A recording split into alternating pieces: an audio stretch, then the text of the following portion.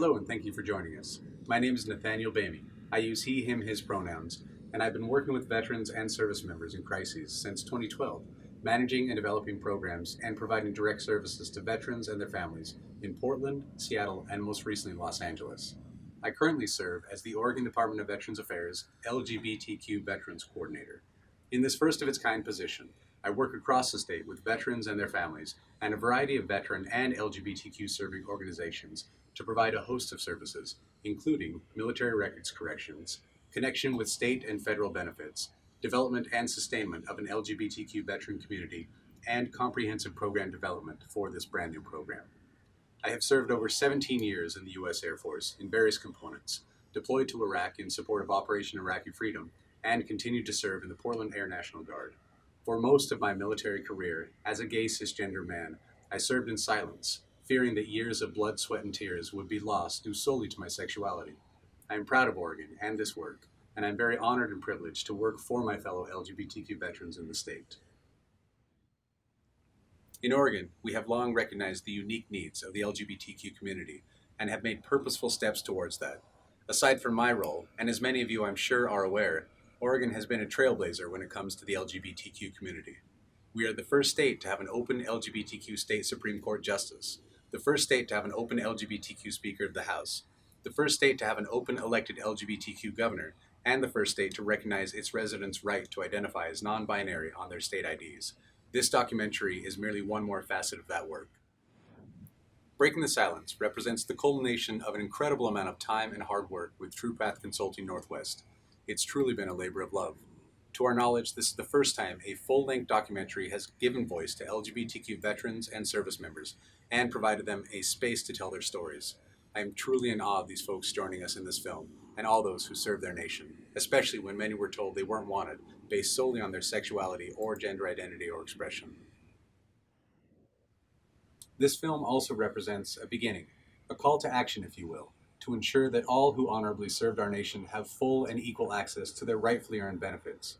This also means that LGBTQ veterans have a right to pursue military records corrections to rectify injustices like Don't Ask, Don't Tell related discharges, and to remove names that do not represent who they authentically are. They have a right to service-connected claims and all medically necessary health care through the VA, and importantly, have a right to providers practicing trauma-informed care with purposeful cultural humility. Breaking the Silence is also a statement of support and solidarity by ODVA and the state of Oregon. We value and honor the diverse contributions of all people who have been willing to serve their country and those who continue to serve honorably even in the face of discrimination.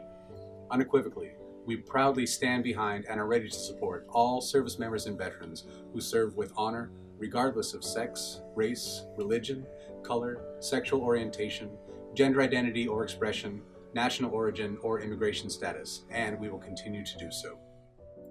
If you have questions or would like more information on services, benefits, and resources, or would like to share your story, please reach out to us. Now, please enjoy our film, Breaking the Silence, an oral history of Oregon's LGBTQ veterans and service members.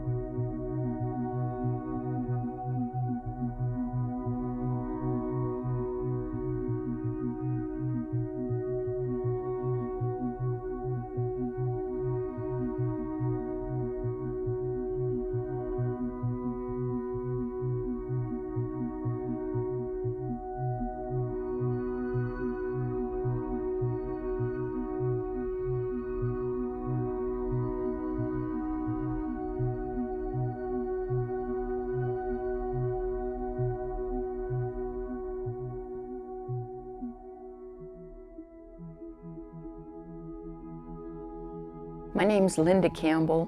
I joined the U.S. Air Force in 1968. I was the only female officer in the state, Army or Air. I grew up here in Portland, Oregon. My life suddenly took a turn when I was 16, when a girl kissed me. I knew that after college I would have to stop being gay. I needed to get serious. There were a lot more men in the military than women, and I thought, if there were that many men, surely there would be one for me.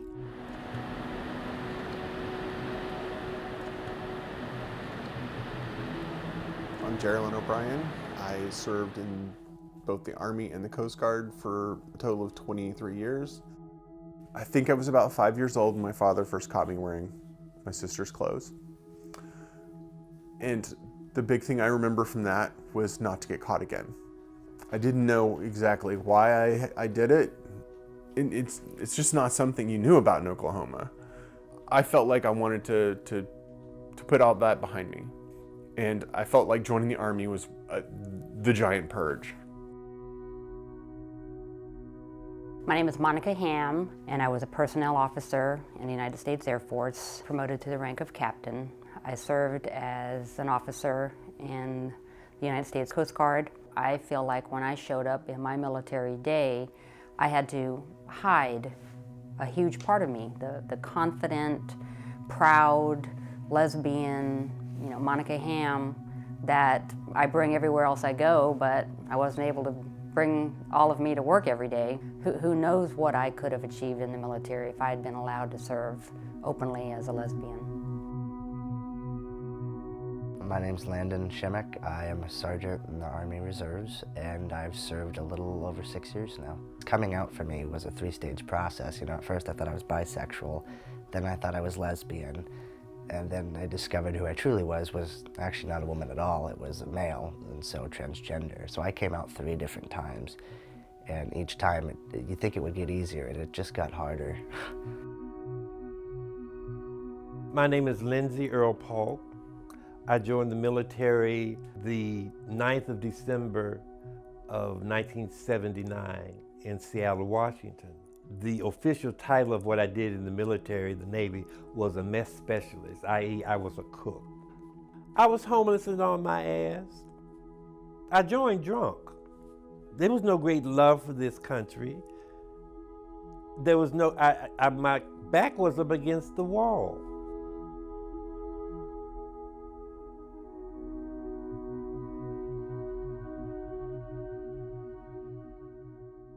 There were no protections back then. Women had no rights. My first class was put on by Maybelline because they wanted all of the women to know how to properly apply makeup. My first duty assignment, when I went to check in with my boss, I reported in, Lieutenant Campbell reporting as ordered, sir. He said, I don't like you. Women don't belong in the military. Women belong at home, cooking for their husbands and having children. I'm going to get rid of you as soon as I possibly can. That will be all. Yes, sir. I was constantly aware that I had to hide who I was. I went to then my personnel school. And at the end of the personnel school, we graduated and we did what all graduating classes do. We went to the NCO club and drank beer. And the fellow across from me looked very sober, unhappy. And I said, Sergeant, I said, drink up, we just graduated. Come on, this is a happy occasion. And he said, Lieutenant, I don't think you're as gay and happy as you appear to be. He's got to be at least 40, so he's an old guy. And gay is a very secret word. Nobody knows that word, just us. So I said, Sergeant, I am gay. I am happy. You should be too. Come on, drink up. Well, he kept repeating this all night long. And finally, at 5 o'clock in the morning, we are standing in the breakfast line. And he said it again. He said, Lieutenant, you're not as gay and happy as you appear to be. And of course, at this point, I didn't appear to be gay or happy. And I just said, "Sergeant, I wish you would stop saying that." And he said, "Oh, is that the problem?" And I said, "Yes." And he said, "Oh, I thought so." And he told me that he was an OSI officer, Office of Special Investigation, and it was his job to root out homosexuals and get them thrown out of the military. But that the last person he outed had been a pilot who, when confronted, committed suicide. And he just could no longer do this work. And he wanted to warn me what I could and couldn't do to stay safe in the military. He said, if you have anything incriminating at all, a letter, a picture, anything at all, you need to get rid of it. But don't throw it away and don't flush it down the toilet because we will get it. He said, burn it. Your friends cannot call you. You can call them. You must always use a payphone and never the same one twice. You can write to your friends. They cannot write to you. We can read your mail. Your friends cannot come and visit you. That would send up a red flag. You can probably visit them. Chances are we won't follow you. Hope it all goes well. And that was the end of that conversation. But here I thought I was so smart. They're not going to catch me. I can hide for 4 years. This man, whose job it was to out homosexuals, took less than 10 hours, and he had me dead to rights. That was really, really scary. I was proud to be serving in the military. You know, I grew up poor in the South and always strived to make it. I met my first girlfriend on college break, and that was the first time I really absolutely knew I was a lesbian. And from that moment on, I felt that I finally got it. And I was so proud and happy.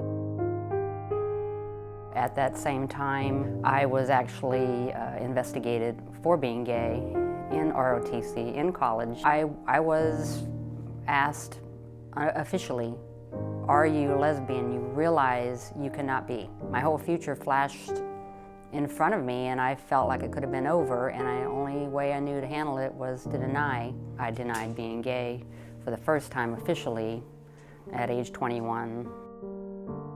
I was able to serve proudly as an officer in California, and then I was transferred to Guam. During that time, there was always the threat of being found out or being investigated for being gay, and as an officer, I was expected to lead by example. At that time, they were doing witch hunts. The investigators would go out and take pictures of people who were out, whatever events we were going to, write down license plates, and conduct actual investigations. And the outcome could be a bad or a negative discharge, which meant that you could not get benefits that military members could get, such as education or home loans, or you could receive a discharge, a negative discharge, or even be incarcerated. So these fears and threats were a part of my military life. I will say in my heart is I never felt like I did anything wrong. And so at the time when I was investigated in the Air Force, I was a captain at the time. I was stationed in Miami, Florida, and I was shocked to be called in by Air Force Office of Special Investigations investigators who read my rights to me as I had violated the law. So at that time, of course, I denied that I was a lesbian, and fortunately, the investigators did not acquire enough information to further pursue or prosecute me. When I was cleared, I resigned from the Air Force and received an honorable discharge. And at that same time in my life, that was June of 1990, I was offered an opportunity to become an officer in the United States Coast Guard. And I felt that could be an opportunity to go to a smaller service and maybe be able to serve without being persecuted or investigated or found out for being gay. It was difficult to be able to serve over men that were on my team that could make fun or tell gay jokes, and I could not say anything when I'd gotten to the point that I knew I couldn't live that life anymore of living a lie or not being my true self. I chose to go to my commanding officers and say I can no longer serve and have my, gays and lesbians made fun of or persecuted. It was the time because in my heart and in my world, I had had enough. I want to serve, but it's more important to be free, to be me. So Coast Guard headquarters made a decision that I could be discharged honorably, but that on my DD-214, the narrative would read, admitted homosexual, failure to conform to accepted standards of military behavior. I knew I would have to start over. I was fortunate enough that the character of my discharge would be honorable, but the negative aspect was the words that were used and the negative discharge code, which essentially sums up your career. I want to be one of the first to have the character of my discharge changed from the negative to positive, which is how I characterize my service in the United States military. Thankfully, the time has come that we can do that now, and I want to assist in any way to find people who may have gone back to the small towns in North Carolina or Eastern Oregon that may not even know that they have the opportunity now, and they don't have to live in fear or in hiding anymore, that they can stand up proud and hold their DD-214, get their VA benefits, their home loans, their education benefits, and that fortunately the times have changed and they can be proud of their military service. I had a rabbit jacket on, a paisley shirt, some velour pants, and some brown knee boots, and walked in the Marine recruiter's office and put my hands on my hips and said, I want to be a Marine. And one asked me, do you know what a blanket party is? He says, that's where the people in your troop, or whatever they call the Marines, your company, wait till you fall asleep. And they wrap a blanket around your midriff, your midsection, and beat the shit out of you. And he said, if you join the military, he said, I see a lot of those in your future. He said, I suggest you go to a lesser service. So I walked across the hallway and I joined the Navy. On the application to join the military, at the bottom, they said, you have homosexual tendencies. I said, yes. The man looked at me and said, you can go. Because they were snatching brothers off of corners and sending them off to Vietnam. However, Nixon did away with the draft in 1973, and all of those records were done away with. This time when I filled it out, do you have homosexual tendencies? I said no. And I didn't know what to expect. I didn't know what lay ahead of me, but I just took it day by day. No one ever confronted me about my homosexuality. No one ever came up to me and said, Lindsay, are you a fag? When I would walk by, they would call me a fag or sissy behind my back. This fellow came to my rack and said that Smitty wanted me to come back there and suck his dick. And I said, you tell Smitty to kiss my ass. Well, come to find out, Smitty was an NIS agent. They put the fellow who asked me that out, but I stayed in. But they never followed me up to New York. Had they followed me up to New York, they could see the places that I'd gone to. And I just go up there and just have sex for 4 or 5 days and come back and get back to work. To be gay, you can't be weak. That's an oxymoron. They put gays are weak. No, we aren't weak. You have to be strong. But if you couple that with being black, that's an added albatross around your neck. I don't know any gay person over the age of 10 who's weak. And if you're black, it's 6. I grew up in Gary, Indiana, which is south of Chicago. My early childhood was idyllic until maybe 8 or 9, when it was evident to everyone that I was a sissy. School was horrible. I was raped.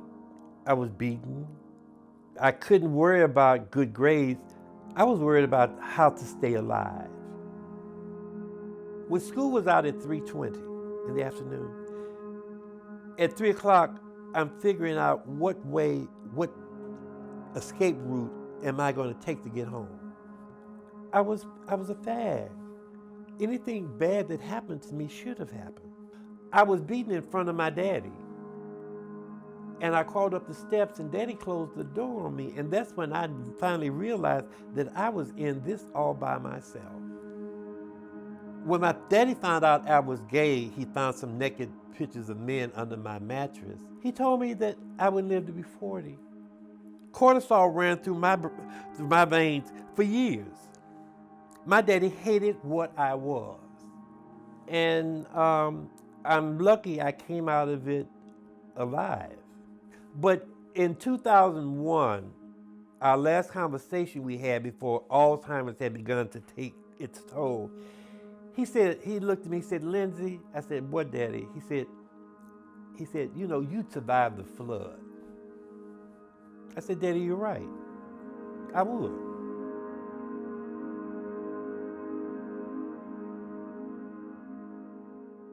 If I'd been allowed to transition while on active duty, it would have changed my leadership style because I was afraid. I was afraid of being found out. And I didn't even know what I was afraid of being found out about. I didn't feel gay. I didn't know what trans was. I just knew that I was definitely not, I was not in the mold that the military would prefer. In the Army, you just didn't talk about anything like that. Those were the epithets that were used against you. I mean, when you first got off the bus at boot camp, they called you ladies and girls, but you know, I was 6'5". I'm a big person. Everybody assumes I'm a guy. So it wasn't hard to pass for me. I had a large collection of stuff, a large collection of women's clothing. When I went in the military, I don't went in the trash, because you can't have that in the military. It wasn't 2 weeks after being out of boot camp that I wasn't collecting stuff again. So it was kept in my car. I struggled with thinking about it too much versus just not thinking about it. And once I got in the Coast Guard, on a ship, you don't have to think about it. Everybody's wearing the same clothes. Everybody's doing the same job. For me, it was a comfortable feeling of camaraderie. The Coast Guard was very good to me, and I loved my service, rescuing people, pulling people out of the water, being part of a team that was pulling people out of the water is probably the most amazing thing I've ever got to do. So I got transferred down to Newport, Oregon, and that was my first small boat station. Station life is different than anything else before. There was enough freedom on my days off, and I started feeling more or less comfortable with myself. I was exploring the communities around Newport, and I went down to Waldport, and there was a bookshop, and they had a queer section, and I was kind of like, wow. So I would keep it hidden, kind of exploring myself a little more. During that time, my wife knew about my cross-dressing, and I didn't have the language or the understanding of myself to actually truly come out to her. It didn't hit me until I was out of the military and I was working for the Navy, of all things. That's when I first started exploring a different identity. I made an email address with Geraldine as the name. So I was online basically as a woman and it was very comforting. Once I was free of the military's constraints, just started feeling decompressing from being in the military. I started feeling less and less able to deal with the fairly masculine stuff going on at work.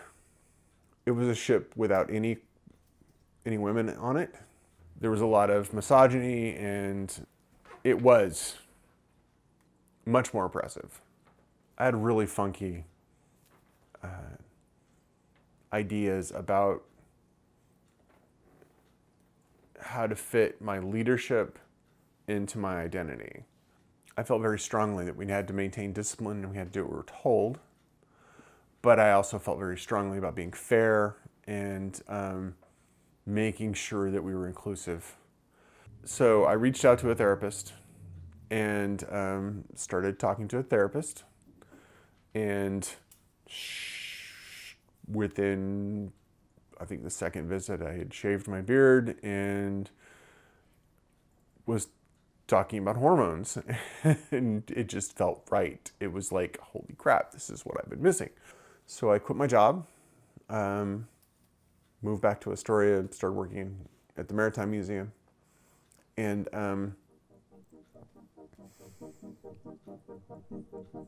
started working on coming out.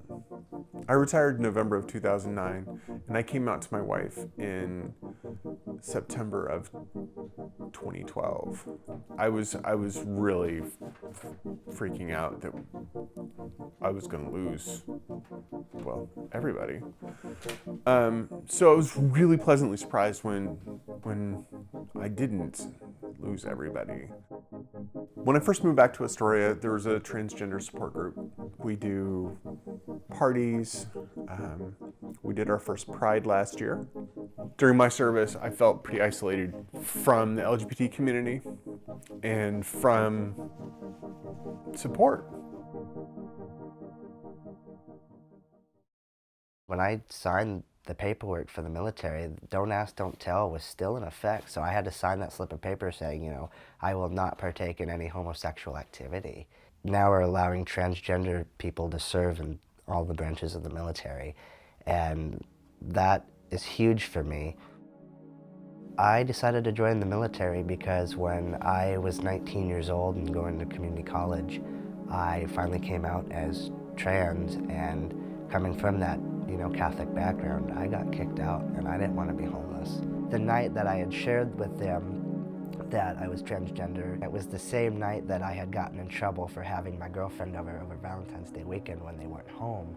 I knew I was in trouble, and I was like, well, if I'm already gonna get in trouble, I might as well just come completely out, get it over with now. I'm already in trouble. So, you know, as I'm getting yelled at now by my mom, I was like, I'm transgender. I just openly said it. I didn't even segue in it. I'm transgender, completely changing the subject. She just had this dumbfounded look on her face, wasn't expecting it. She's like, I'm never gonna call you he, you know, you will always be my daughter, you will never be my son. And so I had gotten grounded for 3 months. 3 months had gone by and my grounding was up. And I was like, so Mom, am I off grounding? And she yelled back up, well, your dad and I have actually discussed that. You're not off grounding yet. And we've decided that you can hang out with friends once a week for only an hour. So I quickly ran to my room, grabbed like whatever I had, like on the floor, and packed it into a bag. And I literally remember having my girlfriend Nicole's number at the time in my pocket and $1. And my mom grabbed my arm, swearing at me left and right, you're not leaving this house, no, you want to live here, you have to follow our rules under our roof. And to some extent I can understand that. It is their house, I do have to follow the rules. I don't think the rules were very fair. I said, fine, then I won't follow your rules. I'm out of here. It was a rush of adrenaline through my body, and I don't know how I got past her grip because she had a firm grip on me. Plowed my way through her grip, ran down the stairs, and as I'm opening the door, she goes, have a nice, you know, she said the F word, life. And I said, fine, I will, and I slammed the door. I ended up pulling out my girlfriend's phone number out of my pocket, and I called her. I go, I need help. And so she had come to help me and pick me up and take me to live with her and her parents. And It was a brutal process. It's hard to talk about. I gave her a lot of space. We didn't really talk, didn't communicate. You know, family gatherings, we'd be in 2 separate rooms for like Christmas or Easter. Being the only daughter at the time, you know, she did have to, you know, grieve the loss of her daughter and accept or find some way to accept that I'm no longer her daughter, I'm her oldest son now. My mama told me when I was young, we're all born superstars. She rolled my hair and put my lipstick on in the glass of her boudoir.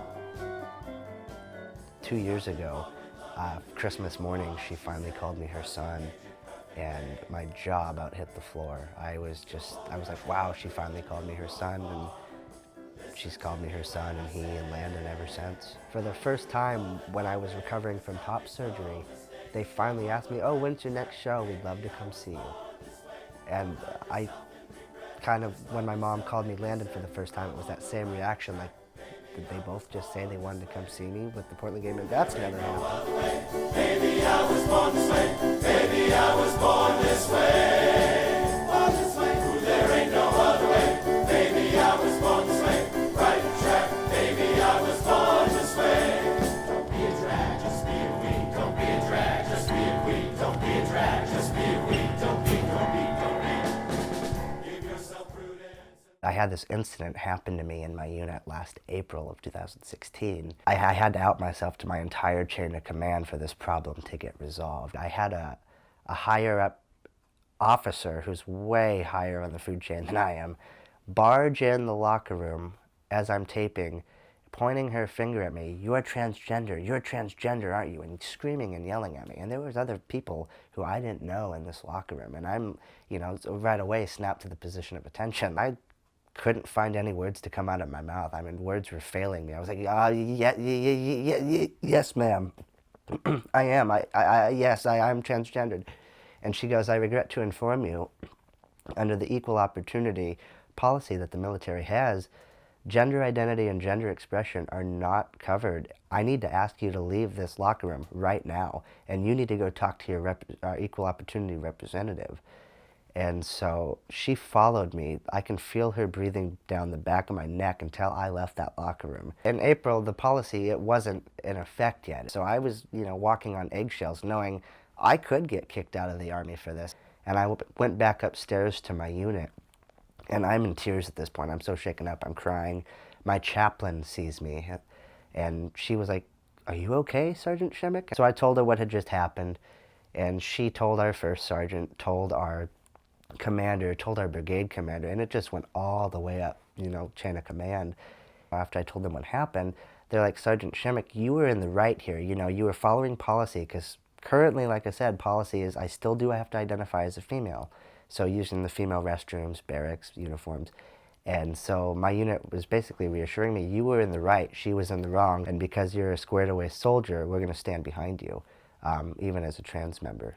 And long story short, I found out just a few months ago that A, she was openly lesbian, so part of the community, the LGBT community, and 2, she was the commander next door, and 3, she's no longer in the United States Army. She had been discharged. I've decided to take a positive viewpoint on it and not be shaken up, and to get out there and share my story so people can hear my voice, and so that doesn't happen to other fellow trans service members, and hopefully I can help them. The Navy found out I was HIV positive in 1998, and they sit me down and they say, Petty Officer Paul, we have some bad news for you. You're HIV positive. Well, I feigned being surprised. I wanted to say, well, what else is new? And I said, well, what do you want me to do? They said, well, Monday we're going to send you up to Bethesda, Maryland. There's an HIV clinic there on 7 West. So I went up there. No one wanted to treat us. No one wanted, the dentists were in revolt.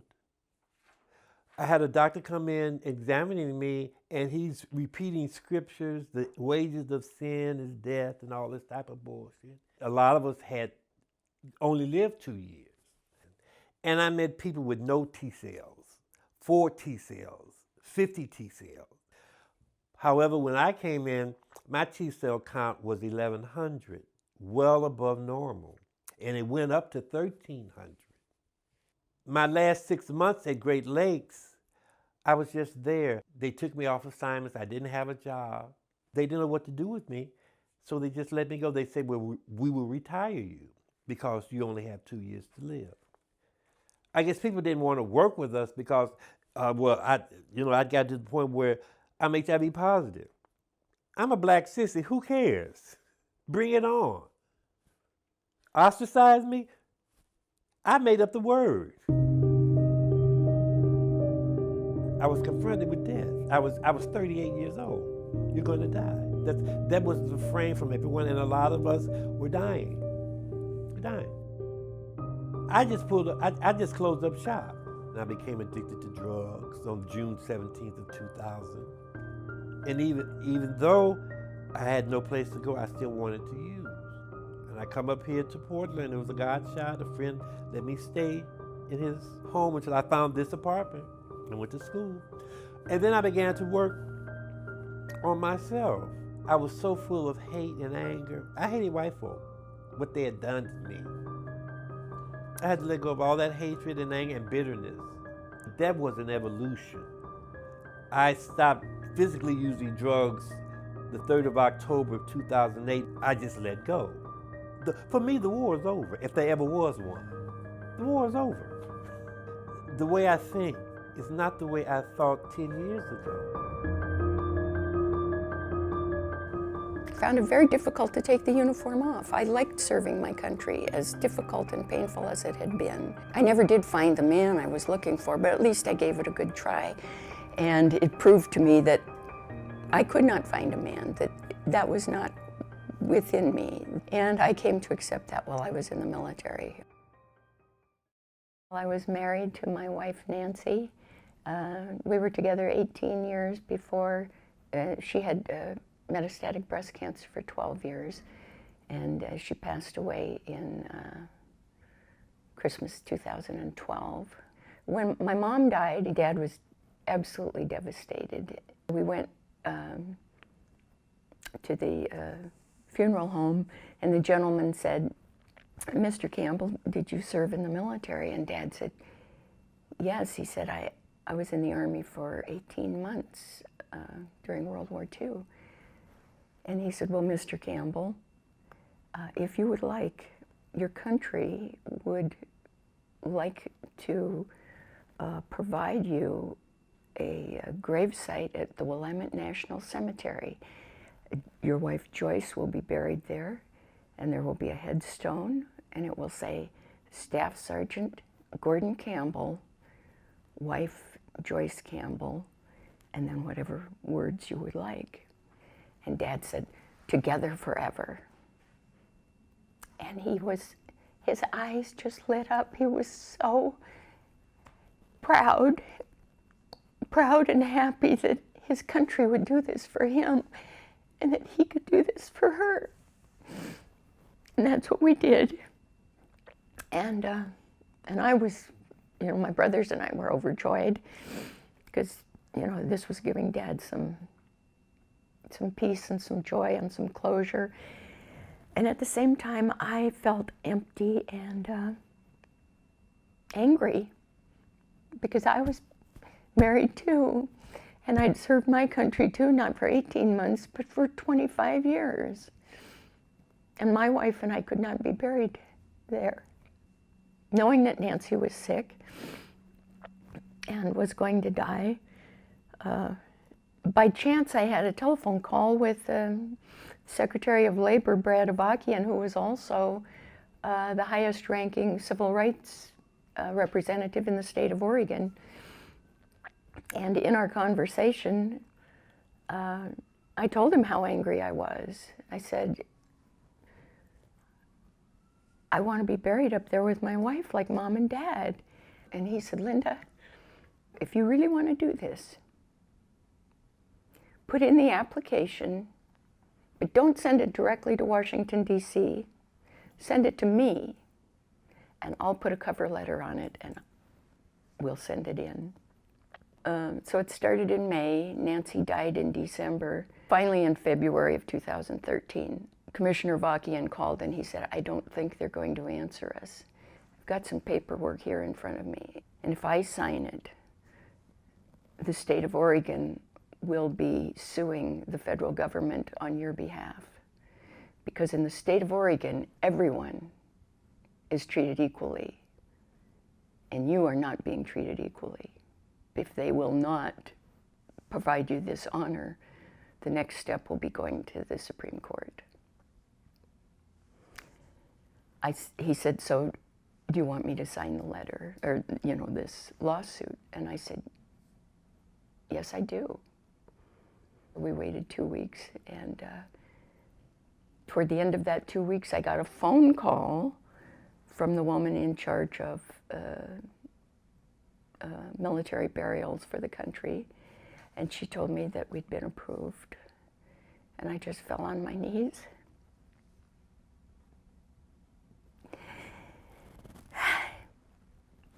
And cried. We had a small burial. Just I think 3 of my friends and Senator Merkley and Brad Avakian. And I'll be buried there too when I die, and it will say Lieutenant Colonel Linda Campbell, wife Nancy Lindchild, together forever. Just like Mom and Dad.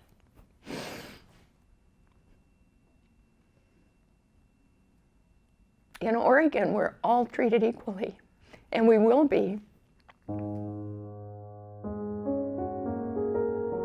I had an amazing mom, my mom Heidi. She grew up in Germany. Here she's speaking with this thick German accent in North Carolina, so she stood out. And because I thought she was just amazing and awesome, I interpreted for her. Sometimes struggling in the military, even in ROTC when I was investigated at first, my mom was there for me of, Monica, if it's meant, then, you will be okay. As when I was in the Air Force and the full-on investigation, and she would say, Monica, they are wrong, and, you are right, and you will make it. She always was like, if it doesn't work out, come home, come home. I love you, come home. And the love and strength of my mom, I absolutely knew she would be there for me. And if I had to pack it all up and, move back with her for a minute, she would absolutely get me strong again. I remember when she got cancer, I actually went home to North Carolina for a year and took her to her chemo. And I would pick her up and take her to breakfast, and we'd have coffee and eggs and grits and just laugh and reconnect. I felt it was my time. I finally gave back to her, in return for everything she gave to me. Unfortunately, my mom passed about 7 years ago now, and I feel like while she was alive, I could not have done this story, at least not on camera or in public, because she would have not been safe in North Carolina. Not telling my story earlier had a lot to do with protecting her. I feel free, happy, proud at this moment to have the opportunity to tell my story now. And I'm so proud today that I wish my mom was here to see this moment. And she would be there for me, and she would have tears in her eyes, and so would I. And I'm just so proud today that I'm sitting here in Portland, Oregon, and this is the first state in the country that's allowing people like me to tell what's in our hearts and be proud.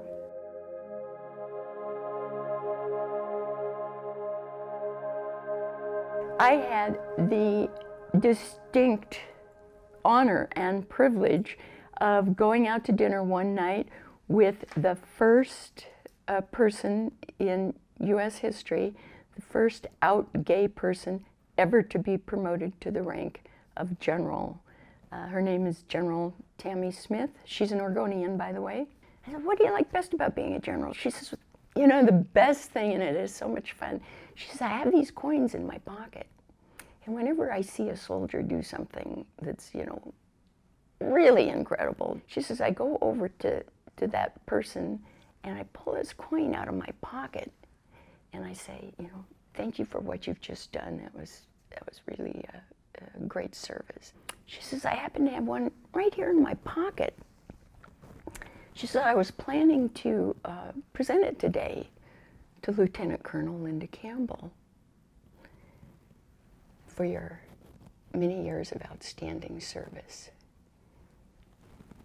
And I took this coin, and on the back it says, don't ask, don't tell. Serving obscured no longer. We are not a nation that says, don't ask, don't tell. We are a nation that says, out of many, we are one. By the way, that's a quote from President Obama. On the front it says, serving our country. I thought, I did that. Serving with pride. I did that. And then it says, serving openly and honestly. I never, in 25 years, I never had the chance to do that. You know, I think of Stonewall and how I was a coward and didn't stand up for my rights during Stonewall. I think of the first people, gay people in the military, like Sergeant Leonard Matlovich. I think of those people and the courage they had and the courage that I didn't have, and I'm ashamed. And I'm just so grateful that the young people today don't have to be ashamed, don't have to break the law to serve their country.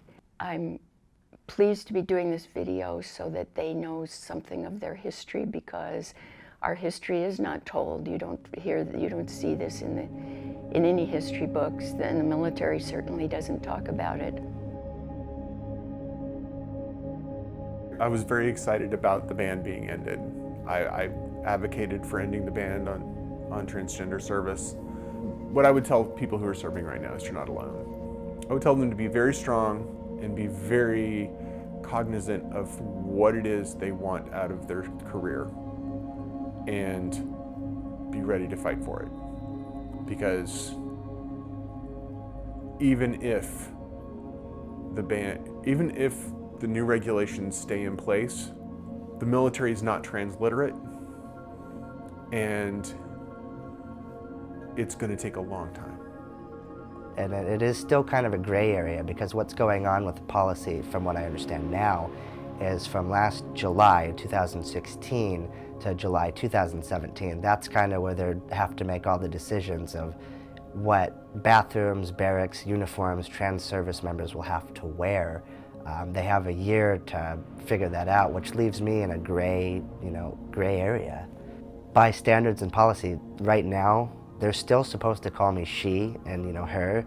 They don't care. They call me he and him and treat me like I'm just another fellow soldier, one of their brothers. I just re-enlisted again last July, so I have another 6 years ahead of me within the military. I re-enlisted because I knew my unit is going to stand behind me and support me, and I felt safe, I felt welcomed, and nobody's given me a hard time in my unit. Most of the time, they're just like, wow, I would have never guessed that you were trans, born female, but you're living your life, and if it makes you happy, that's all that matters to me, as long as you're happy. Being out here in Portland, Oregon, people are more lenient, compared to as the South, if I would not dare come out as trans in the South because just, religious background and beliefs and such. I think it's going to take the military a long time to understand how this really affects the service and the different branches of the military. I'm not sure that there is as much buy-in at the top as there needs to be. Most of that training is going to be given by cisgendered white men who really aren't quite altogether sure what the hell they're talking about. Finding veterans who know the culture and can go in and do the training would be a huge step. The problem is they kind of excluded veterans from the lifting of the ban. They specifically wrote exclusions in for veterans to receive surgical assistance. We can get hormones and we can get some support. We can't get surgical support. We can't finish our medical transition using our military insurance or the Veterans Administration. So we're kind of left on our own. I feel like so much of my life, I could not be just 100% proud, out and open, as many younger people are today, and that's why I think it's so important for us to keep pushing and hold on to our rights. Don't let changes that have come about in this new year of 2017 take us back to the dark ages of when I served in the military. If I would give information to a younger trans person who wants to join the military, you know, I would say, if you want to be you, you be you. You know, there are people who are currently serving who are trans and allies who are going to stand behind you. Know that you have support. Know that support's out there. Don't let people scare you. Don't feel like you're going to be bullied. Join. I sat down and I thought about the things that I have survived. The gauntlet of being black and gay in Gary, Indiana, because the chef life for a sissy was not very long. But to survive that, to survive high school, to wander the streets for 10 years doing absolutely nothing, to join the Navy, to survive that without getting beat up. They still beat up gays and stab them. And to come out and to become a crack addict and to come out of that. I think of all of that. But I'm still here. I am still here. At night when I come home, I turn out all the lights and I measure the day. And I said, well, Miss Lindsay, Miss Thing, that's what I call myself. I said, well, Gwendolyn, have you given more than you've received? And if I've given more, then it's been a good day. It's been a good day. Now I look back at that young girl who joined, who was 22, and I think, who the heck was she? How could she have done that? It was so awful and so hard, so isolating. I'd go to bed, you know, at night thinking, thank God they didn't find me today. And I'd wake up every morning wondering, is this the day I'm gonna get thrown out? I don't know how she got through it. I thank her all the time. I'm not her anymore, I'm somebody else. I thank her all the time for all the pain that she went through. I'm glad it's not that way for people now. I will fight, I will handcuff myself to the fence around the White House before I let them take this right away from young people today. They have the right to serve with dignity in who they are, and I will do everything. I will not have them take that right away. What I would say to those veterans who couldn't serve openly for being who they are is, you know, while it's unfortunate that they couldn't serve or got kicked out or whatever their story was, you know, they did pave the way. So for that, I would say thank you, because if it wasn't for them, I wouldn't be where I'm at today in the military.